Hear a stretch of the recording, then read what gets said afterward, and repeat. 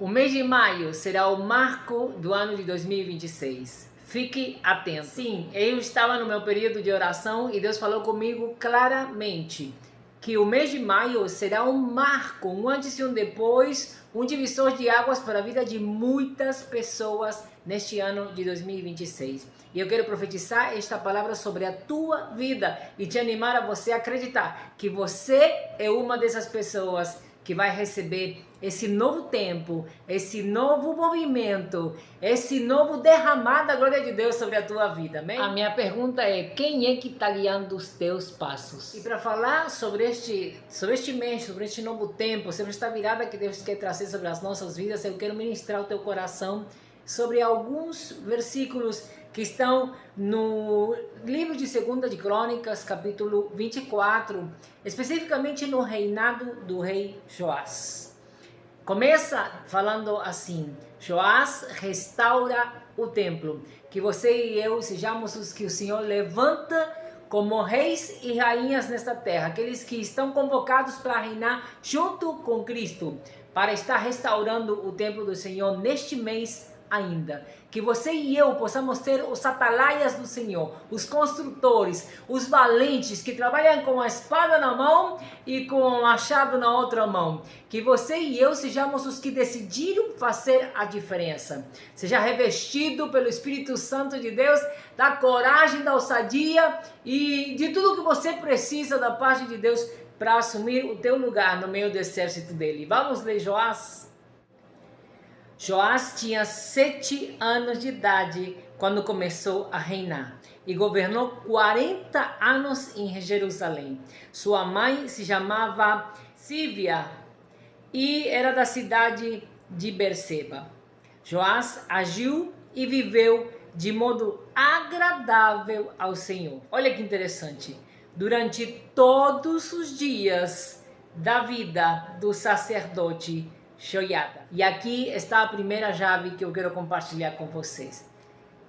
Ele viveu direitinho, debaixo da instrução, da orientação, da capacitação, da guia de um mentor, de um mestre, de um sacerdote. Mas não era qualquer sacerdote, não era qualquer mentor, não era qualquer mestre. Era exatamente o que Deus tinha colocado para guiar o rei Joiás. Eu quero te perguntar, quem é que está guiando você? Quem é que está te instruindo? Quem é que está te capacitando? Quem é que está acompanhando o teu crescimento? Ele começou a reinar com 7 anos e reinou 40 anos. E a palavra diz que o seu reinado foi próspero, que ele fez tudo direitinho diante de Deus. Ele ainda convocou o povo para voltar a dizimar e ofertar na casa do Senhor, como fazia quando foi estabelecido pelos primeiros. Olha, acorda, é tempo de você fazer o certo diante de Deus, diante da palavra que você já conhece. É tempo de você se ordenar em todas as áreas da sua vida. Muitas pessoas estão querendo, inclusive, alcançar a riqueza, a prosperidade, mas não se ordenam diante de Deus, arrumando um monte de desculpa. Ei, eu tenho uma frase que me acompanha há muitos anos atrás. E ela diz assim: desculpas são um escudo do incapaz. Faça o que é certo, faça o que tem que ser feito e você vai prosperar em todos os teus caminhos. Em nome de Jesus, e eu profetizo um mês maravilhoso, tremendo do derramado poder de Deus, do despertar, da surpresa de Deus chegando na tua vida através do teu posicionamento. Faça o que tem que ser feito, seja responsável com a tua própria vida e creia no único e verdadeiro Salvador. Jesus tem poder para transformar a tua vida da água para o vinho. Vamos avançar? Agora eu vou compartilhar com você um pouquinho da estrutura deste capítulo, o capítulo 24 do livro de 2 Crônicas, que fala especificamente do reinado do rei Joás. Interessante que ele começa com essa questão da restauração do templo e vai ao longo do capítulo relatando a história deste rei que, como vimos na primeira parte, ele faz tudo direitinho enquanto o sacerdote, o mentor, o guia dele o orientou e esteve do lado dele acompanhando o seu reinado.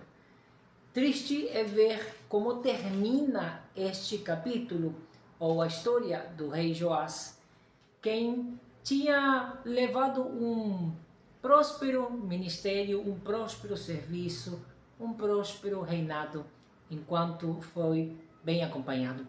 Esse alerta você e eu devemos ter, guardar no coração na mensagem de hoje. Precisamos ter muito cuidado com aquelas pessoas que nós escolhemos para que venham estar nos aconselhando, para que venham estar influenciando as nossas decisões. Cuidado para quem você pede conselho, cuidado com as pessoas que você escolhe como mentores, como sacerdotes, como guias teus, como inspiradores no teu caminhar.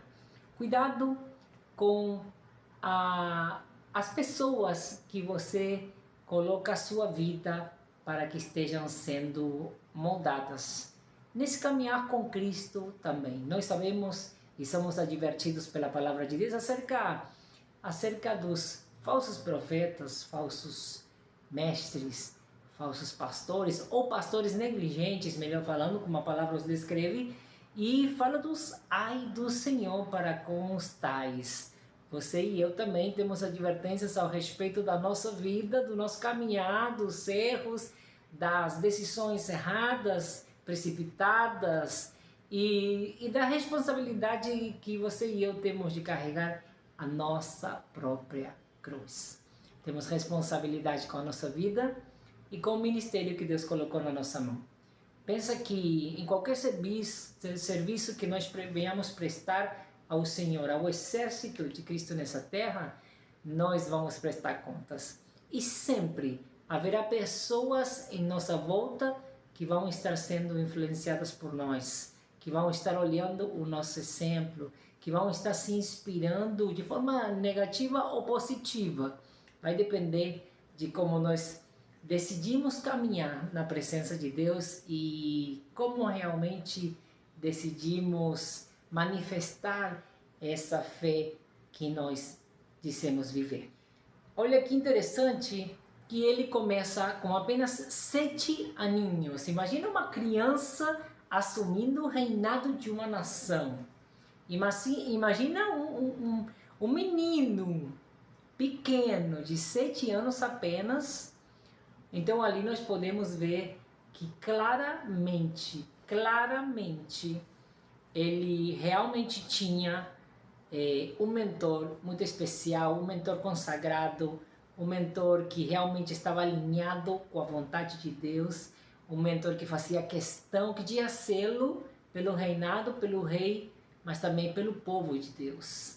Um homem que zelava pelas ovelhas do Senhor, pelo rebanho do Senhor, pelo povo de Deus. Alguém que se importava com as vidas, um verdadeiro pastor. Isso nós precisamos observar e destacar, porque certo é que aonde quer que vamos, nós vamos encontrar bons pastores que estão dispostos a dar a vida pelas ovelhas, mas também vamos encontrar aqueles pastores negligentes que não estão nem aí para a vida das pessoas. Você e eu precisamos ter discernimento de espírito para perceber essas diferenças. Nós precisamos ter vida com Deus para ter muito cuidado com respeito ao lugar onde nós nos colocamos para servir. Que seja o Senhor sempre dirigindo os teus passos. Que seja sempre debaixo da guia do Espírito de Deus, debaixo de um verdadeiro buscar da revelação de Deus para guiar os teus passos. Deus sempre vai colocar mentores humanos. Ele não quer que você seja orgulhoso ao ponto de não se submeter a uma autoridade aqui na terra. Ele só quer que você seja sábio nessa escolha, que você seja realmente responsável na hora de você colocar a tua vida debaixo de uma autoridade que está realmente na direção de Deus, ou que está realmente fora dos padrões da palavra. Realmente Deus tem um pastor específico para cada um de nós. Não duvide da capacidade de Deus de escolher os nossos mentores, os nossos guias. Veja que é importante você entender que aqui não estamos falando de perfeição nenhuma, nós não estamos falando, tanto que nem se menciona a vida do sacerdote Joiada. Ele é citado apenas pelo nome e se fala dos resultados, né? Se fala da questão mais importante do fato dele estar realmente conduzindo a vida do rei Joás na direção de Deus, de forma que agradasse ao Senhor. Olha a importância do que é destacado aqui. Ele não fala de quanto prosperou, de quantas conquistas teve, ele fala que era agradável ao Senhor. Guarda isso no teu coração, amém? Então diz, depois disso, Joás decidiu reformar a casa de Javé, o Senhor. Ou seja, ele ordenou a sua casa, ele se ordenou e depois começou a ordenar as coisas do reino no meio do seu reinado, no meio do povo de Deus. Olha a ordem dos fatos que precederam a esse reinado de prosperidade. Presta bem atenção.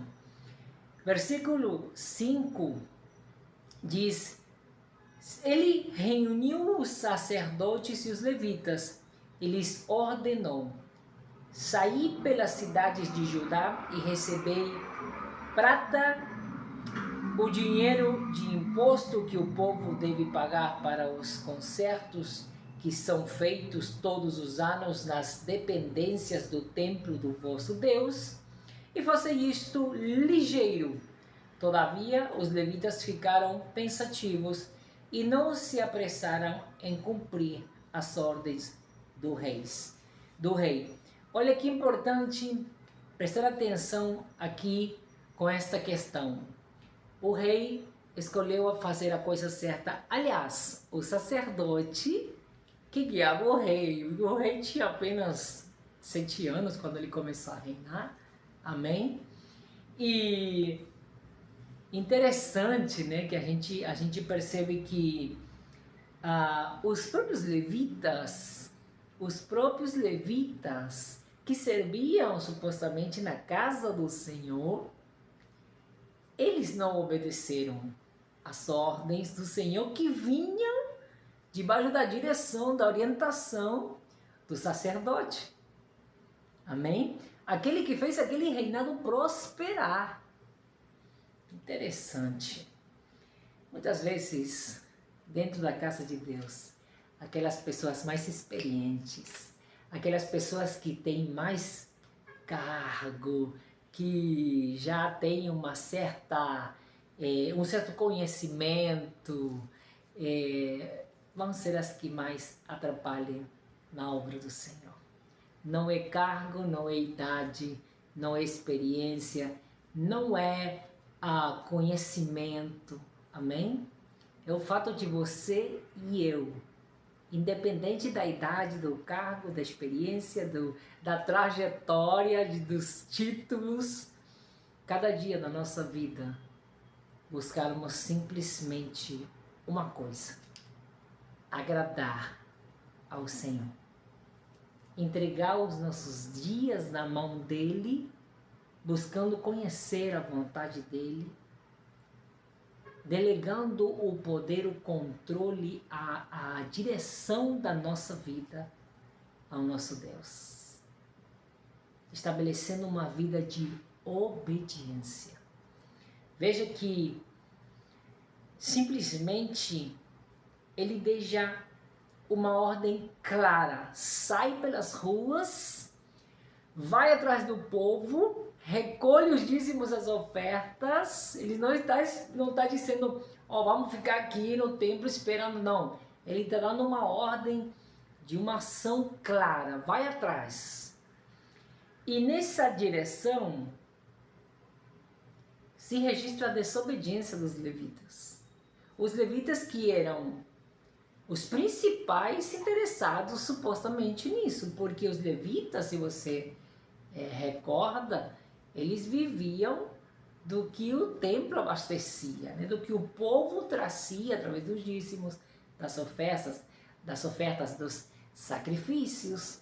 Então, na verdade, o que estava acontecendo com os levitas nessa época para que eles mesmos, tendo sido separados por Deus para esse único serviço, na casa dele, no templo de Deus, eles tinham sido separados, instruídos desde crianças, eles sabiam desde a infância qual era o propósito na vida deles. Porém, eles estavam numa situação de desobediência, de rebeldia dentro da casa de Deus. E ali eu entendo o trabalho que o sacerdote Joiada assume, a responsabilidade que ele assume de realmente restaurar o templo do Senhor. Não era apenas a questão física do templo, não era apenas os muros, as paredes, não era apenas a questão do serviço ao Senhor, na questão dos rituais, dos sacrifícios, não era apenas uma questão do templo físico, mas era uma restauração completa de um alinhamento de todas as pessoas envolvidas com a obra de Deus na direção da vontade de Deus. Deus tinha feito uma sorte de limpeza de vagina, e ele estava agora soprando vento para reorganizar o povo dele, para fazer deste recomeço realmente um novo tempo. Veja o que acontece no versículo 6. Então o rei chamou Joiada, o chefe, e lhe indagou: por que não obrigaste os levitas a trazerem de Judá e de Jerusalém o imposto ordenado por Moisés, servo de Javé, a comunidade de Israel, para a tenda da Arca da Aliança, a casa da presença de Deus e do testemunho? Olha que interessante, o rei bem posicionado, o rei que foi criado por este mesmo sacerdote, ele vai agora ter o sacerdote e questiona: como assim? Por que você não executou aquilo que você mesmo me ensinou? Aquilo que eu aprendi de você, eu dei ordens para que fosse executado segundo os teus ensinamentos, e você não se posiciona, você não aperta, você não sacode, você não executa, você não pega o povo. Era como se Joiada estivesse delegado literalmente, mas Joiada entendeu que o rei agora era Joiás, que ele já tinha assumido, e o que ele tinha feito ao instruí-lo durante a infância, Joiada agora precisava soltar e provar ao próprio Joiás que era possível ele assumir o comando. Que interessante! Às vezes a gente é subestimado pela idade, pela falta de experiência. Às vezes a gente é subestimado pelos nossos próprios liderados, e aqueles que estão acompanhando o nosso crescimento, na verdade, não nos dão o mérito, a confiança, aquele voto de confiança de nos permitir mostrar e fazer aquilo que nos foi ensinado. Então, nos consagram até a algum ministério, mas não nos soltam no sentido de deixar fazer, né? Até nos dão cargos, né? Líder do tal departamento, líder de não sei que outro departamento, mas na hora de fazer, não permita que você desenvolva um projeto, que você desenvolva a obra, que você execute na ação. Está ali cortando, podando. Interessante a diferença e a necessidade que você e eu temos de observar o nosso processo, mas também o processo daqueles que estão nos acompanhando. Até porque é uma forma de você identificar se aquela liderança ela está alinhada com a vontade de Deus. E ao mesmo tempo que você observa esse caminhar daquele que está sendo referência sua, você precisa ter vida com Deus. Pagar o teu preço. Quantas vezes eu tive líderes que não eram positivos, aqueles que se chamam de negativos, que você aprenda a pagar o preço por eles. Mas também que você entenda que você nem tudo é da vontade de Deus, tanto as coisas boas e as coisas ruins.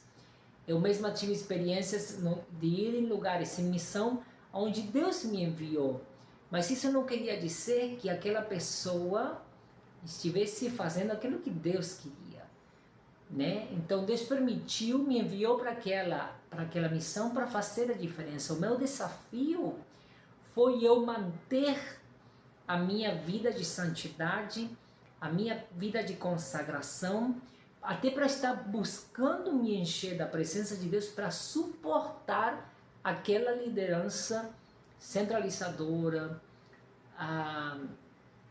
essa liderança muitas vezes disfuncional, descontrolada, que trazia, na verdade, em vez de paz e alegria, trazia angústia, trazia tristeza, trazia decepção, trazia feridas. E então eu posso dizer hoje que eu só consegui suportar porque eu não abri mão da minha vida de intimidade na presença de Deus. É muito importante que você zele pela tua vida de intimidade na presença de Deus, de ir ao encontro do Senhor na intimidade. É muito importante que você guarde isso no teu coração. Nós vamos fazer alguns estudos ao respeito apenas do reinado de Joiás. Eu quero te animar a que você possa estar realmente consagrando a tua vida ao Senhor e hoje fazendo um propósito, começando uma oração, colocando diante de Deus aquelas pessoas que estão te acompanhando. Mas não somente as tuas lideranças, não apenas os teus pastores. Porém, eu quero te animar a você dar um check-up geral com respeito ao tanto de pessoas, de pastores, pregadores, profetas, evangelistas, missionários, pessoas que se dizem mestres, tantas pessoas que a gente está escutando na internet, tantos pregadores, tantos profetas que a gente vai atrás porque a gente quer receber uma profecia da parte de Deus, sendo que você tem um acesso direto ao trono da graça. Busque o equilíbrio. Eu te animo hoje a você buscar o equilíbrio entre a graça e o conhecimento que precisam crescer de forma equilibrada. Busque o equilíbrio no tanto de vozes que você está ouvindo. Busque o equilíbrio naquilo de suportar o que é suportável. Eu te contei das lideranças negativas que eu tive, mas eu não te contei que quando eu percebi que aquilo já tinha passado do limite em várias ocasiões, as respostas violentas, os gritos, a exposição, as humilhações de graça, simplesmente eu ouvindo da boca da pessoa, tá? De um pastor que eu tive.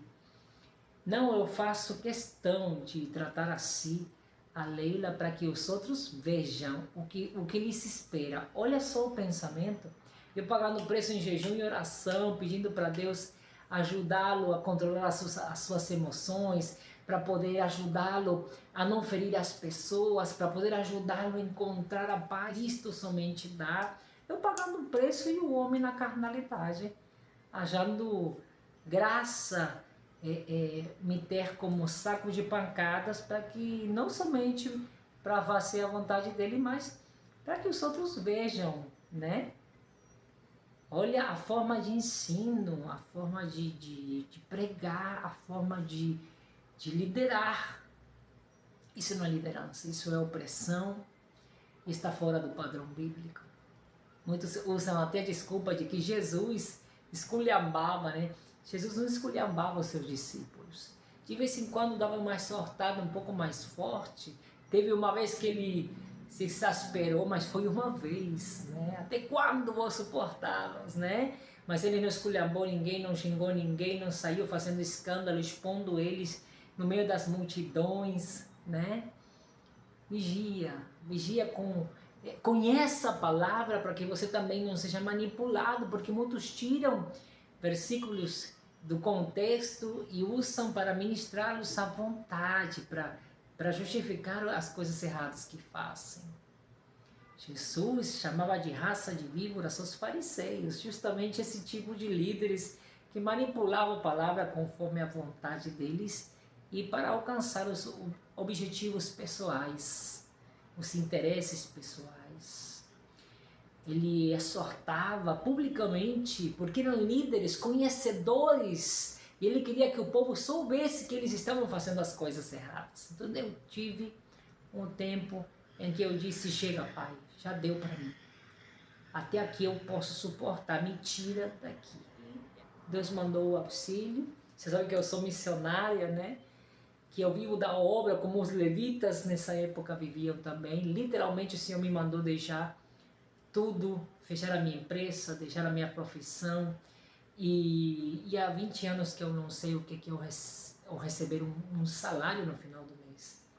Mas eu aprendi a depender da graça do Senhor, a entender que eu preciso andar de forma extrema, debaixo da vontade de Deus, perguntando para o Senhor cada passo. Eu pergunto para Deus em cada vídeo que eu vou publicar, Deus, qual é a mensagem que o Senhor tem no seu coração?